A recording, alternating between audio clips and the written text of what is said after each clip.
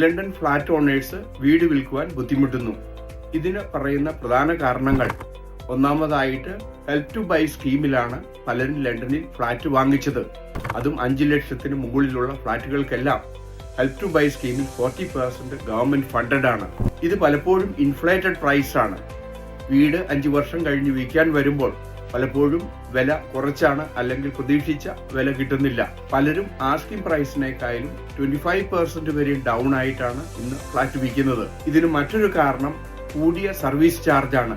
സാധാരണ ഒരു ഫ്ലാറ്റിന് 3000-ലധികം yearly service charge വരുന്നത് കൊണ്ട് പലപ്പോഴും അത് താങ്ങാൻ പറ്റുന്നതല്ല.